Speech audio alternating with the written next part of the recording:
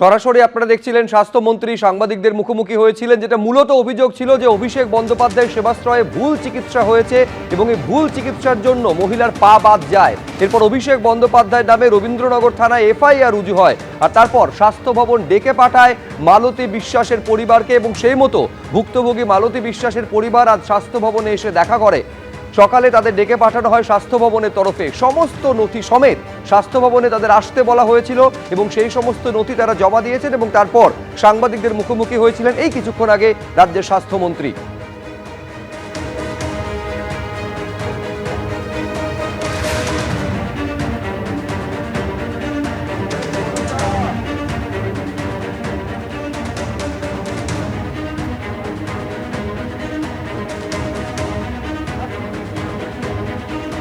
সেবাশ্রয় চিকিৎসার নামে এক্ষেত্রে কি কি হয়েছে, কোথায় কোথায় ত্রুটি বিচ্যুতি রয়েছে, পুরোটা স্বাস্থ্য ভবন খতিয়ে দেখবে এবং তারপর যাবতীয় তথ্য তদন্তকারী সংস্থার হাতে তুলে দেওয়া হবে বললেন রাজ্যের স্বাস্থ্যমন্ত্রী।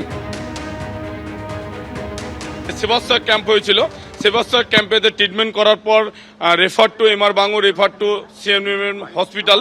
সেখানে তো আমার মা সুস্থ সবল হয়ে গিয়েছিল, কিন্তু দুর্ভাগ্য ভুল ট্রিটমেন্টের জন্য মায়ের পা সম্পূর্ণ থাই থেকে অ্যাম্পুটেশন হয়, অর্থাৎ কেটে বাদ যায়। আজকে স্বাস্থ্যমন্ত্রী তিনি দেখা করার জন্য টাইম দিয়েছিলেন সমস্ত পেপার নিয়ে, সাথে আমাদের ম্যাডাম অগ্নিমিত্র ম্যাডামও থাকবেন, তিনিও কথা দিয়েছেন, আশ্বস্ত দিয়েছেন তিনি আমাদের সঙ্গে সহযোগিতার হাত বাড়িয়ে দেবেন বলে। সরকারের কাছে এটাই আবেদন, যারা উপযুক্ত একদম যারা যুক্ত আছে এই সেবাশ্রয় ক্যাম্পেতে, এই ভুয়ো ডক্টরের সঙ্গে যারা যুক্ত আছে তারা যেন উপযুক্ত শাস্তি পায়।